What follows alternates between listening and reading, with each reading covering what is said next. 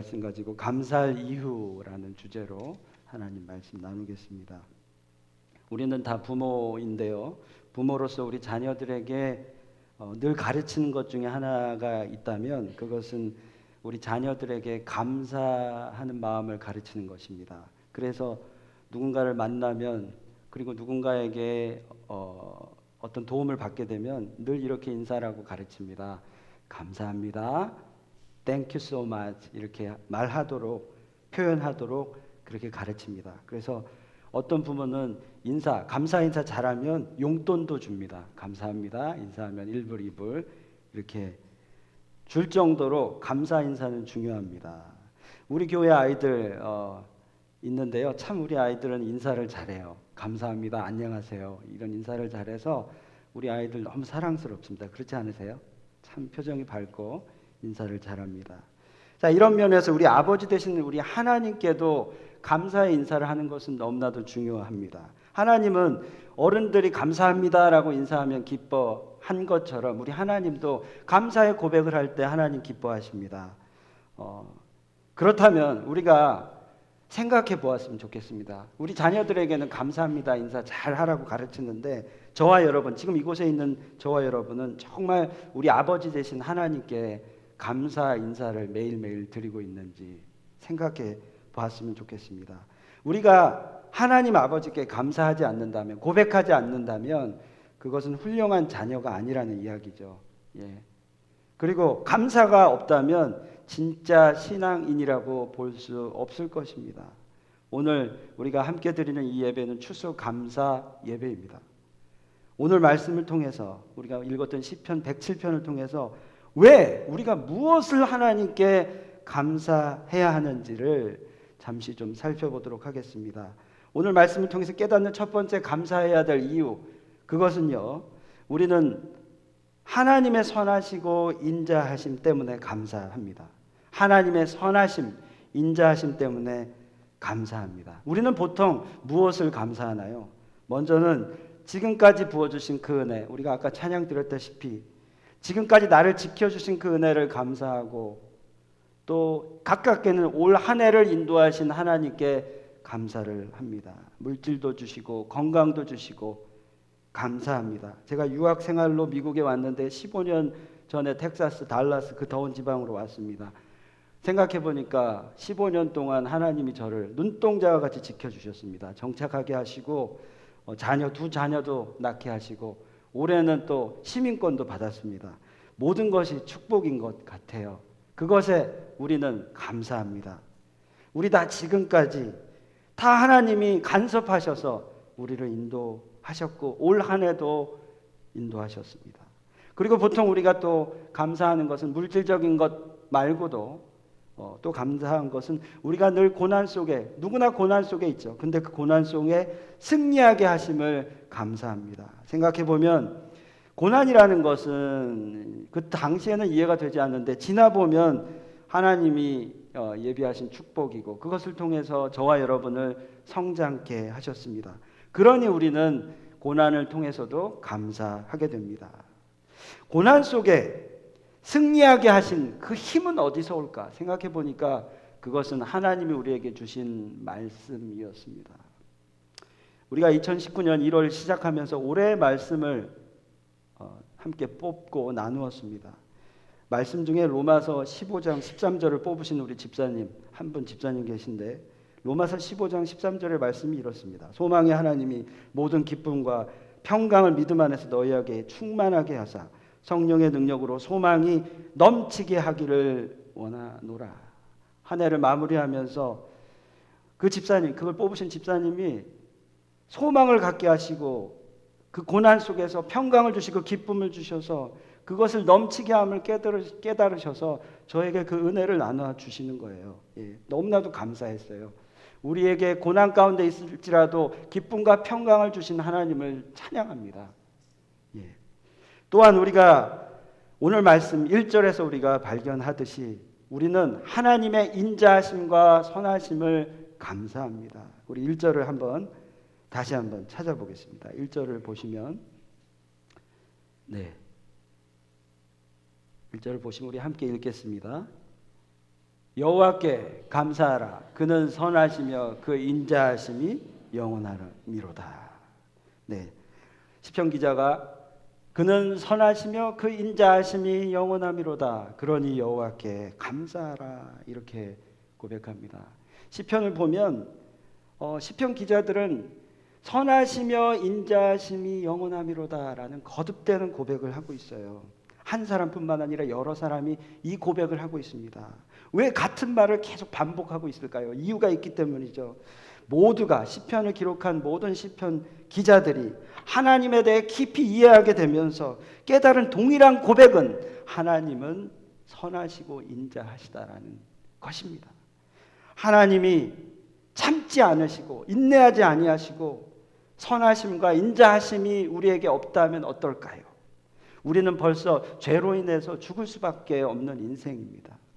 그런데 하나님이 선하시고 인자하심이 있기 때문에 여전히 우리를 기다리시고 인내하시고 돌아오기를 원하신다라는 거죠.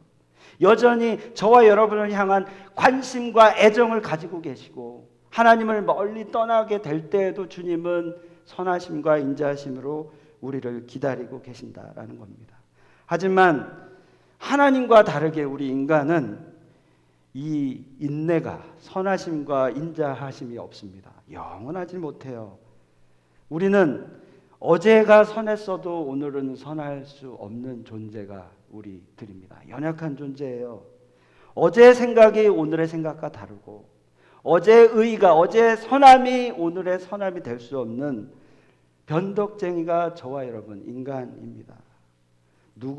어떤 사람은 정말 성자처럼 선하다 이렇게 이야기할 수 있는 사람은 나를 비롯해서 아무도 없습니다. 다 우리는 악하죠. 한계가 있습니다.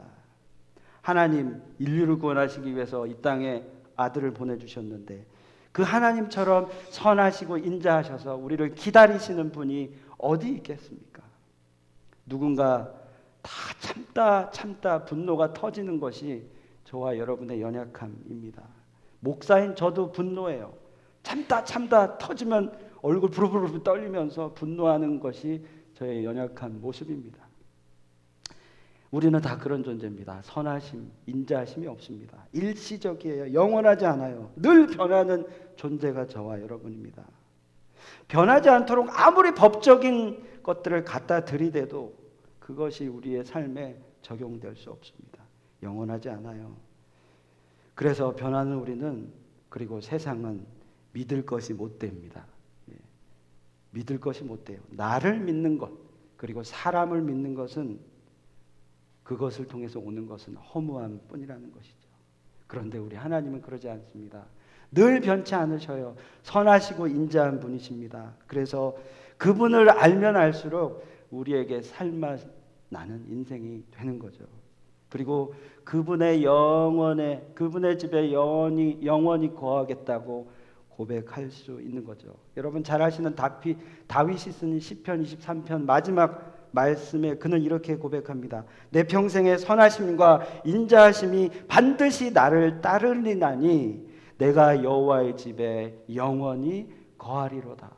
선하심과 인자하심을 깨달았더니 이제 내가 여호와의 집에 영원히 거하겠다라고 고백합니다. 나는 우리 모든 인간은 변하고 선함이 없고 인자함이 없지만 그래서 실망되지만 하나님은 안 그러신다라는 거죠. 언제나 선하시고 인자하시고 죄가 없으시고 악을 미워하십니다. 그래서 우리가 가지고 있는 악을 선으로 고치길 원하시는 분이 하나님이십니다. 나는 인간은 다 죄로 무너지지만 인자하신 우리 하나님은 절대 저와 여러분을 포기하지 아니하시고 이 땅에 구원하시기 위해 예수 그리스도를 보내시고 우리를 살리기까지 하시는 분이십니다. 우리 그런 하나님, 선하시고 인자하신 하나님께 진심으로 감사합시다. 이제는 세상을 따라 살지 말고 여호와의 집에 거하고 고난 속에서도 낭망하지 않고 하나님을 붙들고 감사하는 저와 여러분이 되었으면 좋겠습니다.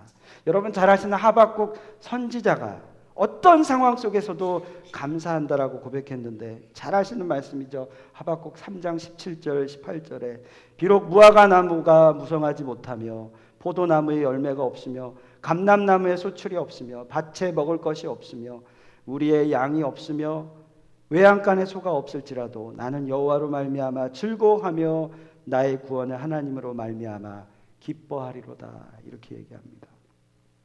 사실 우리가 살아가게 되면 아무리 발버둥 치고 애를 써도 이래도 늘 경제적으로 부족하죠. 식료값이 올라서 아무리 벌어와도 먹을 것을 제대로 사 먹을 수 없는 삶이죠. 집세, 몰기지, 렌트비는 왜 이렇게 올라가는지 너무 부담스럽고, 중동에서 자꾸 일어나는 일들 때문에 가스값은 올라가고 있고, 부도 위기에 있는 이 대책 없는 삶 가운데도 우리는 감사해야 하는 이유, 하나님께서 언제나 선하시고 인자하신 분이시기 때문입니다. 하박국은요, 어떤 상황에도 하나님으로 인해 즐거워한다라고 고백해요. 하나님 때문에 기뻐한다라고 고백합니다. 그 이유가 무엇인가요? 하나님 언제나 선하시고 인자하신 분이시고, 그런 하나님이시기에 우리는 여전히 소망이 있고, 그리고 그분은 늘 진실하시며 그런 하나님을 깨달았기 때문에 고난 가운데도 하나님께 감사한다라는 고백이죠. 사랑하는 성도 여러분, 우리 모두가 오늘 감사 예배를 드리면서 그 하나님, 인자하시고 선하신 하나님께 감사하고 찬양하는 역사가 있기를 바랍니다. 그런데요, 이 하나님의 인자하심과 선하심은 아무에게나 적용되는 것은 아닙니다. 그것을 깨닫기 위해서는 우리에게 그 하나님을 믿고 따르는 그 믿음이 필요해요. 믿음으로 하나님을 나의 구세주, 주인으로 고백하는 자에게 그 선하심과 인자하심이 적용되는 겁니다. 천국을 바라보고 표대를 바라보는 자에게 선하심과 인자함이 적용되는 거예요. 인생에 좌충우돌이 있지만, 고난 가운데 있지만 여전히 하나님 바라보는 자에게 적용이 되는 것입니다. 자신만이 하나님 없이 내 인생에 내가 주인이다라고 고백하고 하나님께 내 삶을 온전히 드리지 않는 자에게는 하나님의 선하심과 인자함이 적용되지 않습니다.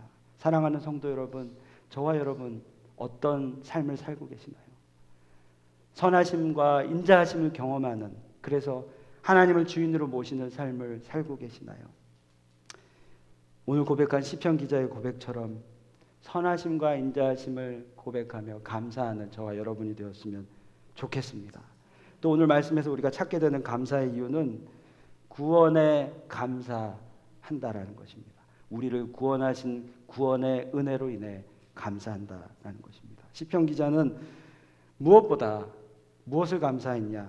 하나님의 구원을 감사하고 찬양했습니다. 오늘 말씀 2절, 3절을 우리 한번 다시 읽어보겠습니다. 2절, 3절 같이 읽겠습니다. 시작. 여호와의 속량을 받은 자들은 이같이 말할지어다.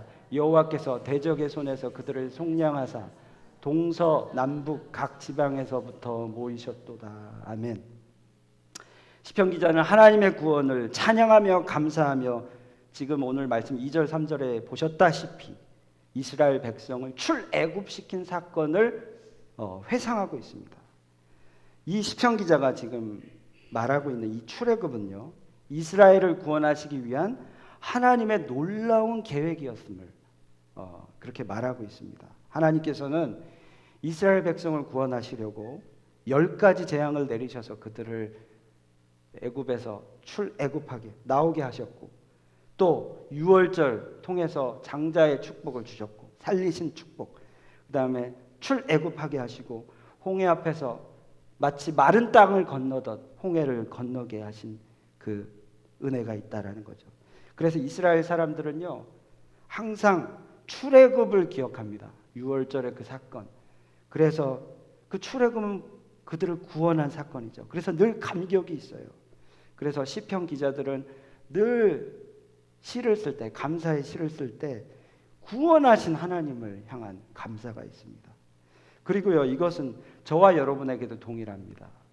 구원의 은혜를 기억하는 자는 진짜 감사하는 자입니다. 진정으로 감사하는 자는 구원의 은혜를 기억하고 감사하는 자입니다. 하나님의 구원, 저와 여러분을 향한 하나님의 구원은 어디서 왔나요? 그것은 하나님이 친히 보내주신 예수 그리스도를 통해서 왔습니다. 예수님께서 십자가의 죽으심으로 말미암아 저와 여러분이 구원을 받았습니다. 그분은 3일 만에 부활하셔서 말씀하신 것을 이루셨고 우리 또한 새 생명을 얻게 하셨습니다. 사랑하는 성도 여러분, 저와 여러분 오늘도 하나님이 나를 구원하셨다라는 것 때문에 정말 감격하고 계시나요? 다시 한번 묻습니다. 다른 어떤 것보다도 저와 여러분을 하나님이 구원하셨다는 그 사건, 그 감격, 그 은혜로 인하여 정말 오늘도 감격하고 계신가요? 정말인가요? 우리가 예수 그리스도를 통해 구원을 얻고 정말 그것을 기억한다면 그 무엇보다도 감사의 제목은 나를 구원하신 은혜로 인한 감사가 될 것입니다.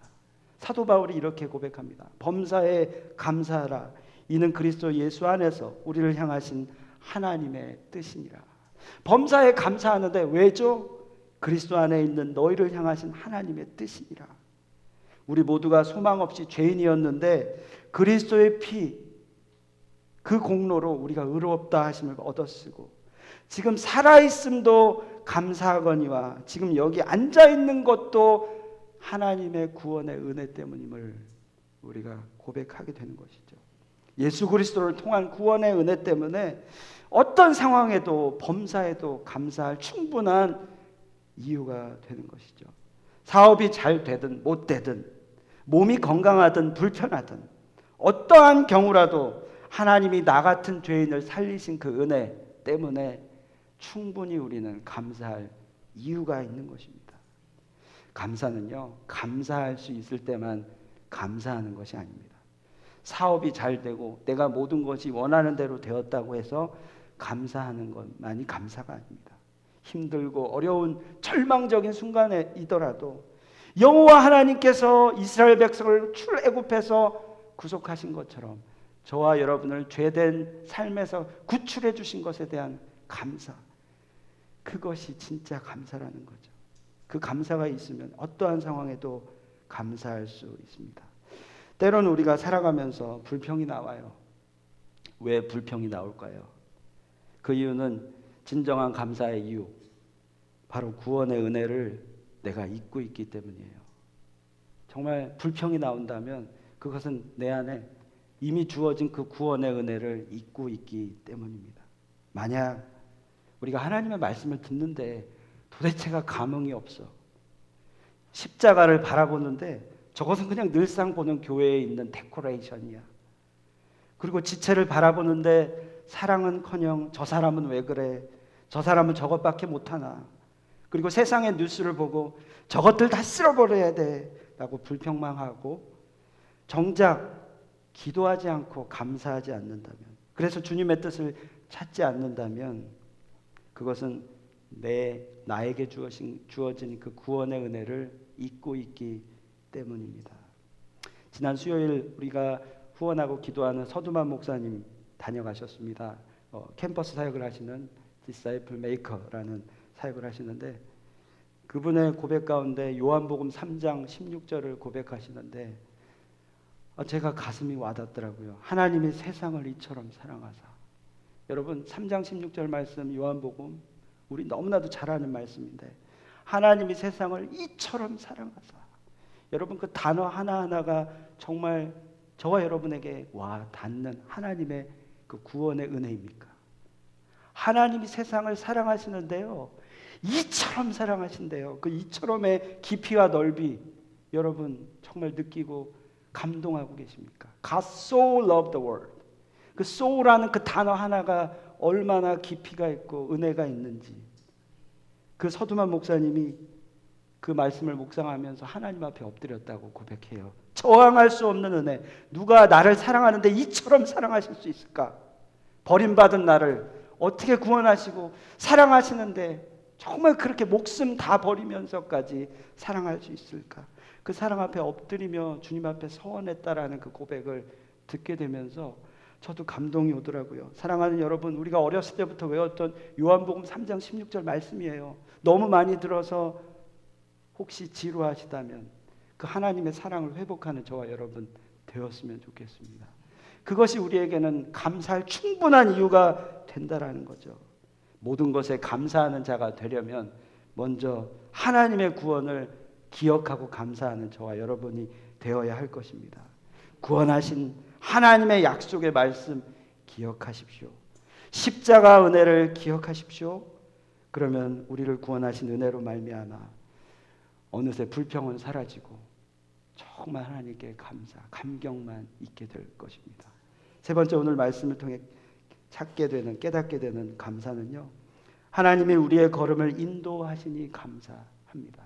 하나님이 우리를 인도하시니. 오늘 말씀의 4절부터 9절을 쭉 보면 이스라엘이 출애굽하여 광야 이후의 그 모습을 기록하고 있습니다. 여러분 잘 아시겠지만 이스라엘 백성이 사막과 광야의 길을 걸으면서 방황했어요. 거처해야 할 장소를 찾지 못해서 굶주리고 목마르고 영육이 피곤하게 되었습니다. 그때 하나님은 그들을 고통에서 건져주시고 바른 길로 인도하셔서 가나안 땅으로 인도하셨습니다. 그래서 하나님의 인도하심으로 말미암아 감사한다라는 고백하고 있어요. 광야의 길을 걸으면서 추울 때는 불기둥, 더울 때는 구름기둥, 그리고 배고플 때는 만나와 메추라기를 매일매일 주시는 그 하나님을 회상하면서 기록하고 있어요. 하나님은 저와 여러분을 만드셨고 또 구원하셨을 뿐만 아니라 그것으로 끝나는 것이 아니라 하나님의 자녀인 저와 여러분을 위해서 지금도 애프터 서비스, AS 서비스를 하고 계신 겁니다. 우리나라 자동차 기업 현대 기아차 있잖아요. 1999년도에 아주 공격적인 마케팅을 시작했습니다. 여러분 잘 아시겠지만 10만 마일